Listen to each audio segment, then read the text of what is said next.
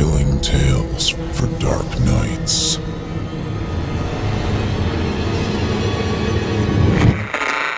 Want to make sure you never miss a Chilling Tales for Dark Nights video again? Be sure to subscribe and hit that bell to turn on notifications. It's time to turn off the lights and turn on the dark. Chilling tales for dark nights.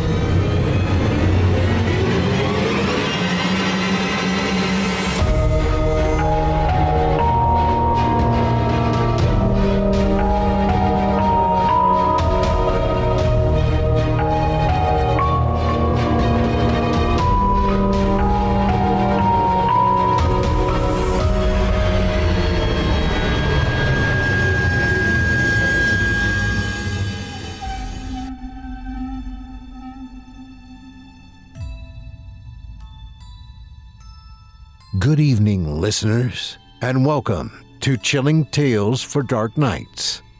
I'm your host, Steve Taylor, and tonight's story peels back the slivered veil between memory and myth, between playground rumors and the monsters we make real. We all know the rules. Say the name 3 times, light the candle, count to 15. But what happens when the legend doesn't stay where you left it?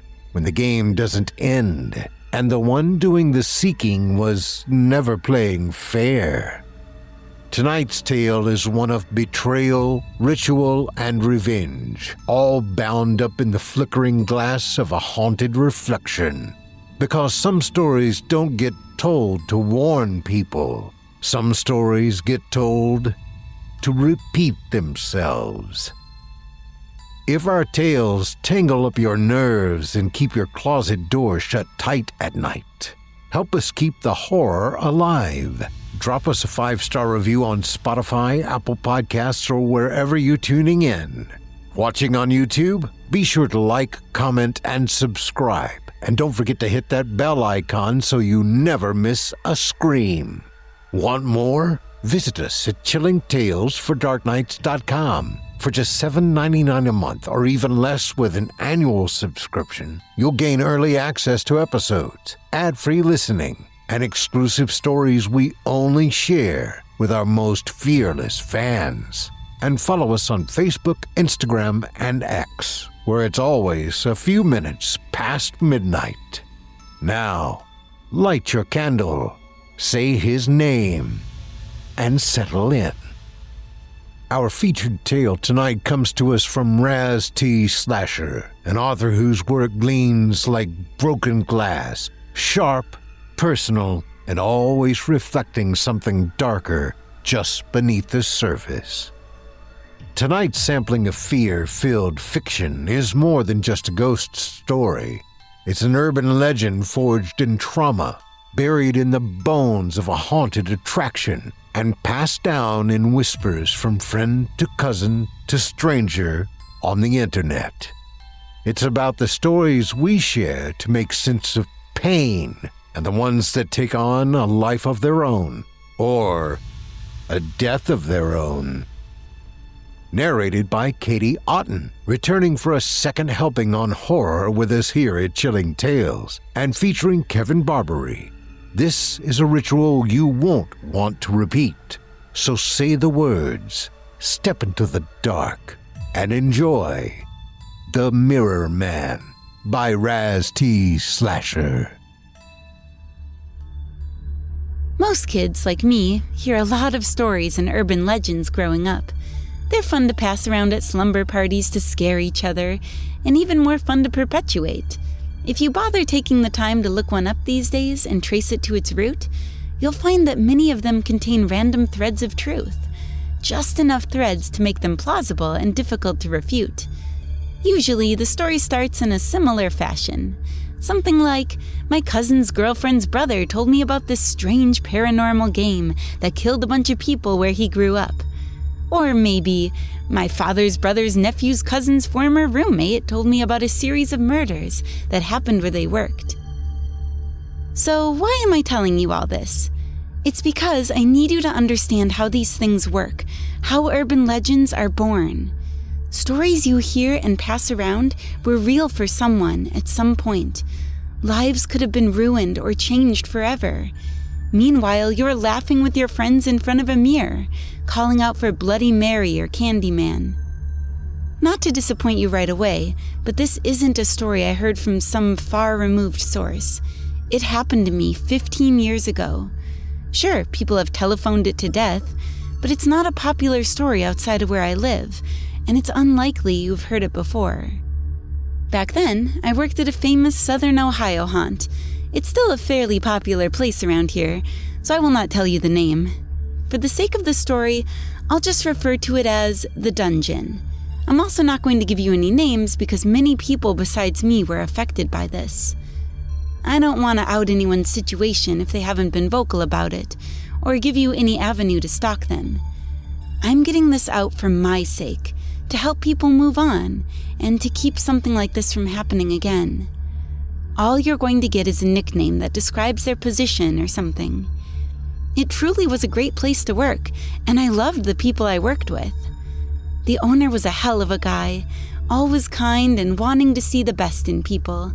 He would even dress up and roam the haunt to lift morale and entertain the customers, making sure we could rest between groups on overly busy nights.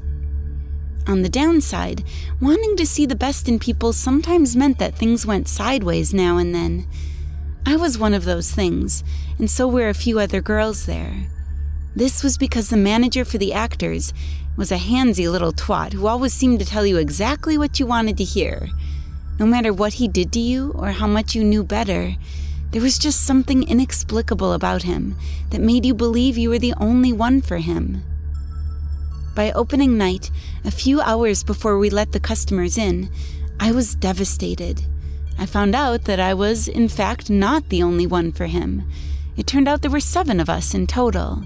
He was sleeping with all of us at the same time, while lying to us about the others. When it all came out, some of the other staff were completely behind us. Even the owner did what he could to protect us from the situation, and lent his ear if we needed it. He raked the guy over the coals about it, and threatened to fire him if it continued, but he never actually fired him, even though it continued. The guy just got smarter with his targets, and kept things quiet for a while. It didn't help that his co-manager was one of those girls, and unfortunately, she also started covering everything up, because she'd become obsessed with him. Overall, working at the dungeon was amazing. We scared people half to death, showed our costumes off to the kids, and played little games with them when they went through. We even did the occasional after-hours party or get-together throughout the week. Everything we did as a family. If you've ever worked at a haunted attraction, you know what I'm talking about. One thing we did at these events, besides playing Cards Against Humanity and getting a buzz on, was play games inside the haunt. Our favorite one was actually playing hide-and-seek throughout the attraction. It might seem silly to tell about inebriated grown-ass people running around playing hide-and-seek at all, but let me tell you, there is nothing like it. We would turn every light and sound off in the place and get to hiding. Only one person ever did the finding, and eventually it just became a time trial to see how long it would take for him to find us. I don't know how, but he could find you anywhere, no matter where you hid. We would contort our bodies to fit into impossible spaces, hide in the ceiling panels, and even try to cheat and hide in one of the offices. Nothing mattered. He somehow always found you. Being hunted like that, by someone with that kind of skill, add the creepy-ass environment it was happening in, there was nothing like it. It was thrilling and terrifying all at once. The owner never joined us, but had given our seeker a copy of the key and permission to keep up morale within reason. Seeker was the one who organized our little get-togethers. He was a single father, a kind guy who always had some advice and encouragement to give you, and always thanked everyone who worked there every night, even though he wasn't a manager or anything. I'm explaining this so you understand how safe this was, and how even though you knew it was safe, it sure as hell didn't feel that way. Before one of our hide-and-seek sessions, Seeker said he wanted to try something a little different. He was big into paranormal games and such, and was always telling us about new ones he wanted to try. We'd played the Midnight Game and several others before, so we were all interested. I don't remember the name, but the rules were fairly simple. He said it was part Bloody Mary, or Candyman if you prefer, and part a childhood horror version of tag called Ghosts in the Graveyard. Each person had to do a little ritual in front of an old, creepy mirror in one of our back rooms before we went out and hid. All I really remember about it is that I had to light a candle and invoke some spirit named Mirror Man by saying his name a few times and telling him it was time to show us some truth about ourselves. We were told that if the ritual worked, we would see someone following us through the haunt. You would see the figure just out of your peripheral vision, or always moving quickly around a corner just ahead of you. Once you were hidden, Seeker would wait 15 minutes before coming to find you, and supposedly show you what you asked for. This became a huge hit at the haunt.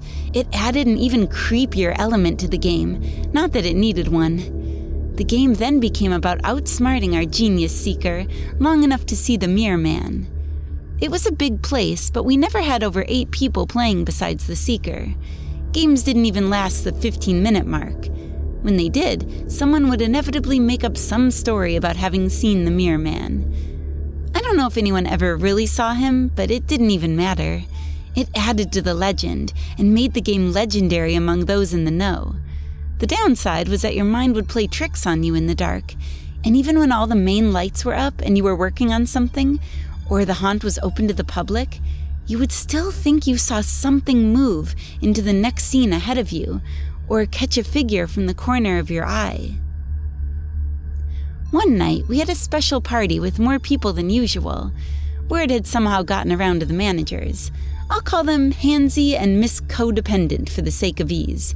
Handsy decided it was time they, with a few of their yes men, joined in the fun they'd heard so much about. And as management, we obviously couldn't deny them. As one of his girls, I almost didn't go. What changed my mind was a phone call from Seeker, who was asking all the girls to show up. He said that it would be a show of solidarity among the victims, and would hopefully make Handsy and his friend uncomfortable enough to leave early. He also added that if it didn't, the people who knew the truth would still outnumber Handsy.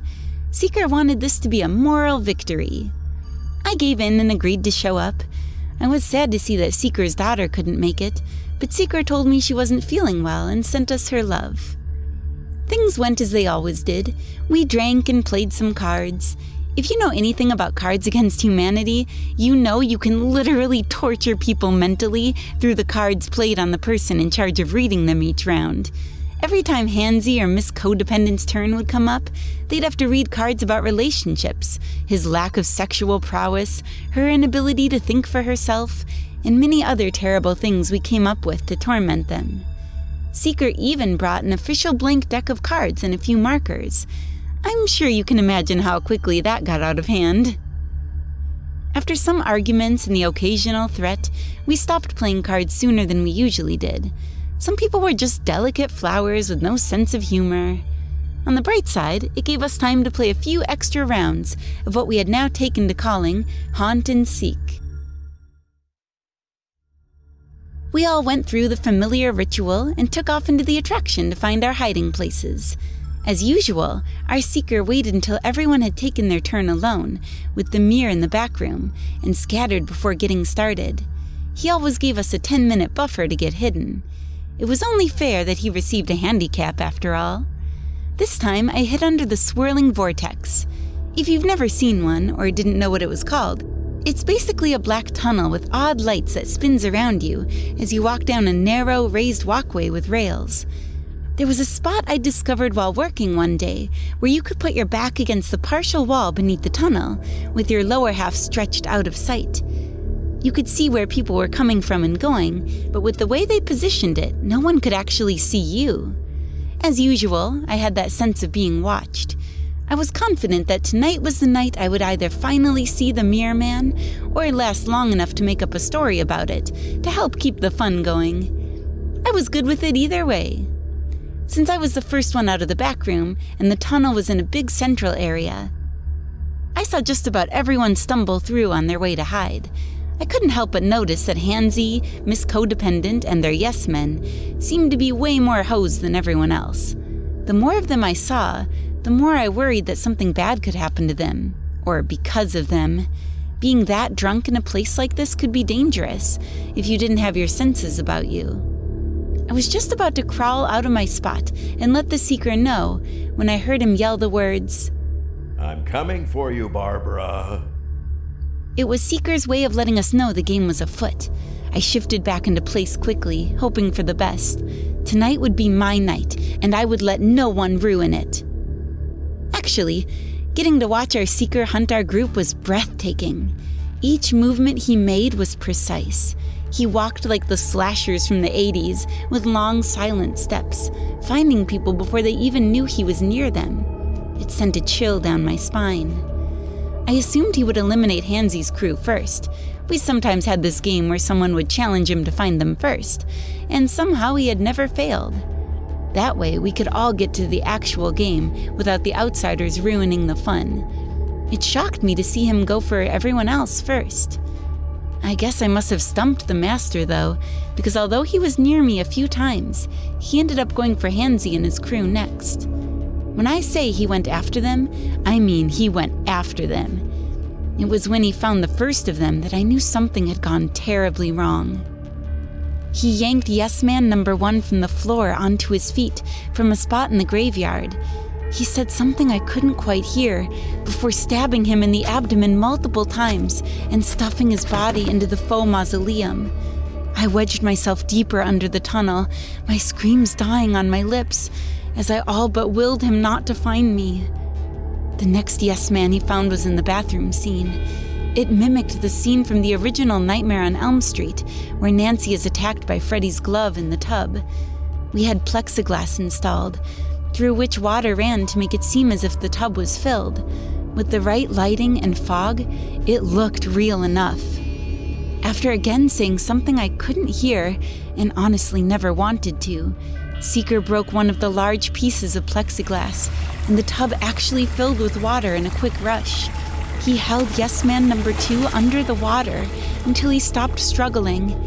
When he was dead, Seeker put a piece of plywood over the tub and moved on. I slid my phone from my pocket and held down a button. I nearly lost control of my bladder as the opening tone sounded, signifying that it was powering on. I stuck it in the pocket of my hoodie and gathered loose fabric around it to muffle the sound. I saw Seeker pause for a second, smile to himself, and walk right past my hiding place. Tears slid down my face as I realized he now knew exactly where I was. He never came back for me, though. Instead, it became a game of cat and mouse. I had suddenly become the final girl in a horror film without the benefit of likely surviving at the end. I couldn't wiggle my fat ass out from under there easily, and I sure as hell couldn't outrun him. His next victim was Miss Codependent. She'd also been hiding in a position to see a little of what was happening, but from the morgue scene, it wasn't as well hidden as mine, more of a hide-in-plain-sight situation, which made your brain and eyes somehow overlook it. It sounds weird, but it's actually a haunt technique that works better than you can imagine. Unfortunately for her, it clearly didn't work on our Seeker.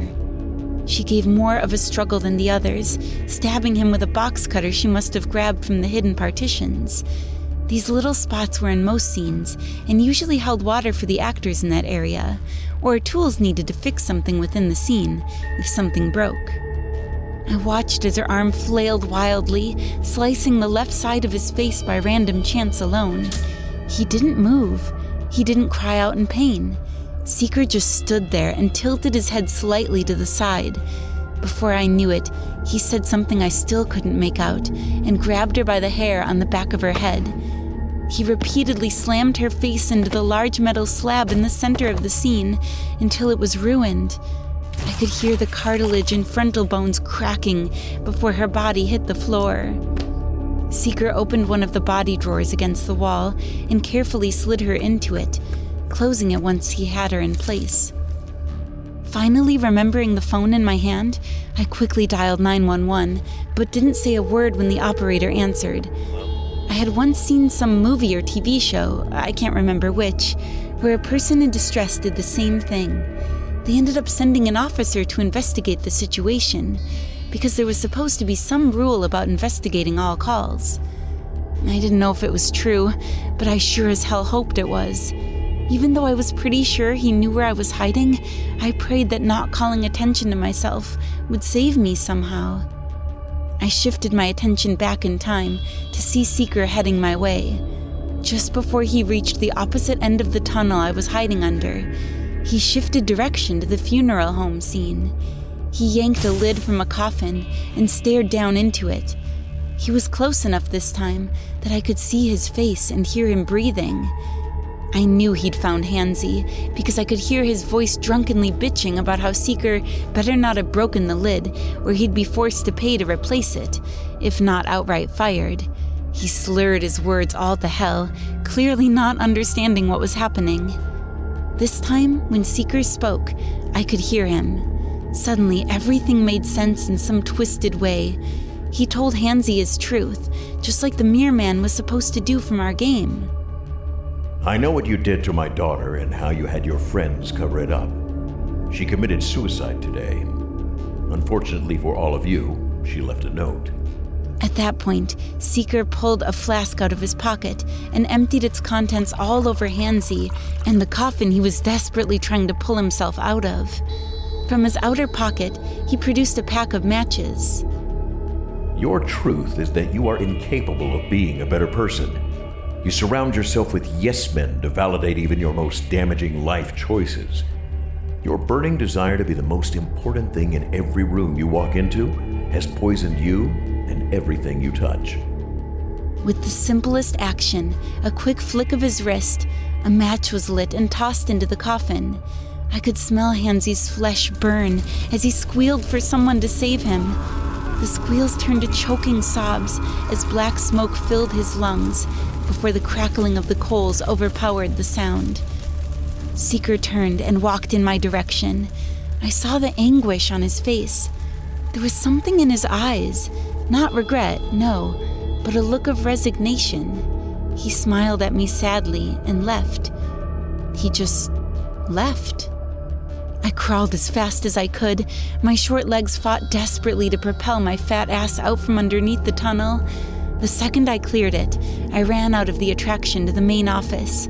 I saw him enter the back room, where we kept the game mirror, and heard the click of the lock. The main office door flew open, and I was quickly pulled inside.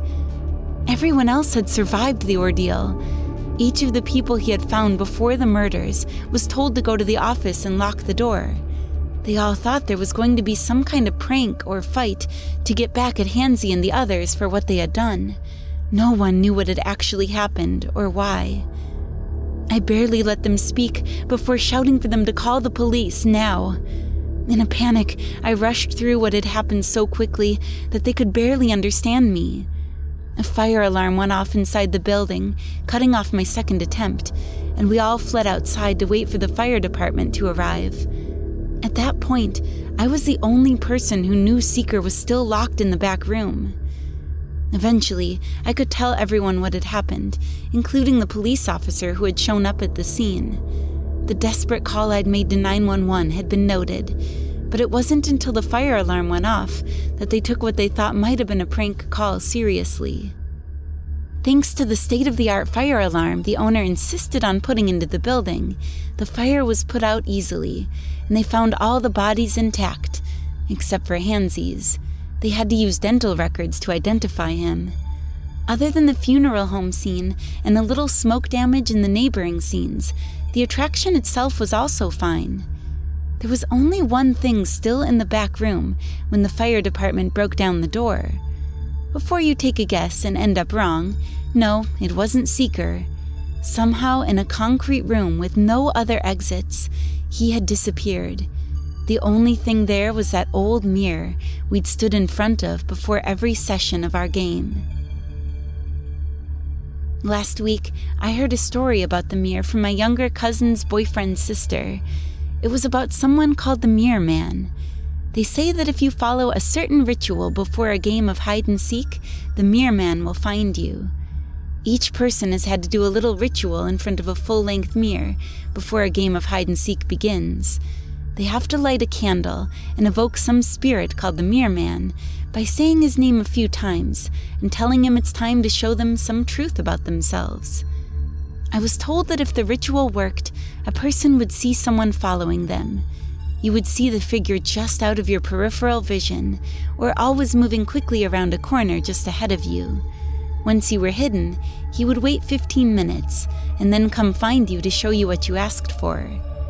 I'm not ashamed to admit that I tried it by myself tonight.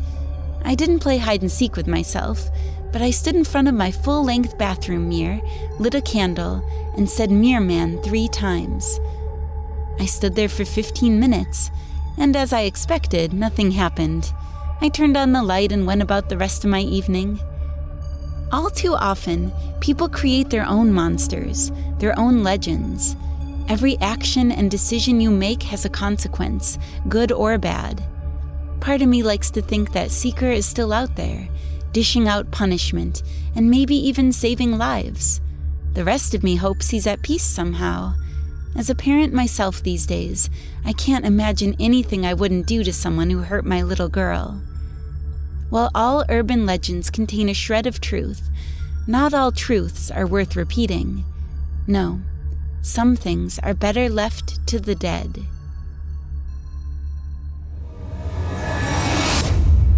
That was The Mirror Man, written by Raz T. Slasher, performed by Katie Otten, and featuring the chilling tones of Kevin Barbare. It's easy to laugh off the Bloody Mary game or dare someone to say Candyman in front of a mirror, but legends have long memories, and sometimes they remember you. In this case, revenge came not from beyond the veil, but from the heart of a grieving father, a flickering mirror, and a game that should never have been played. Raz T. Slasher delivers another unforgettable entry in the growing canon of contemporary horror that treats trauma seriously and asks what happens when the pain we bury comes back with a knife in its hand. And what a performance tonight! Let's talk about our narrator. Katie Otten returns to Chilling Tales for Dark Nights, bringing nuance and dread in equal measure. A stage, screen, and voice actor based in Dallas, Texas, Katie holds a master's in theater performance and has starred in everything from video games and animation to live drama and educational media. You can find her work at katieotten.com. That's Katie, K-A-T-I-E, Otten, O-T-T-E-N.com. And follow her on YouTube, Instagram, and Facebook. And of course, a huge thanks to Kevin Barbare, whose voice is no stranger to our fans. From shock jocks to shadows, Kevin delivers. If tonight's tale made you pause in front of your reflection or rethink that little whisper behind you in the dark, you know what to do.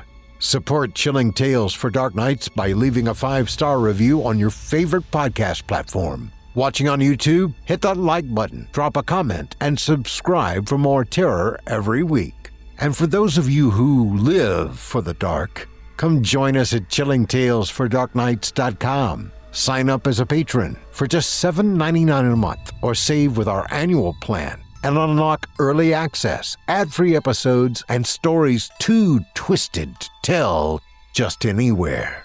You can also follow us on social media for behind-the-scenes content, narrator features, and more nightmarish fun. I'm your host, Steve Taylor, and as always, it's been my pleasure to guide you through the shadows. Until next time, turn off the lights and turn on the dark. Sweet dreams, listeners. Sweet dreams. Chilling Tales for Dark Nights.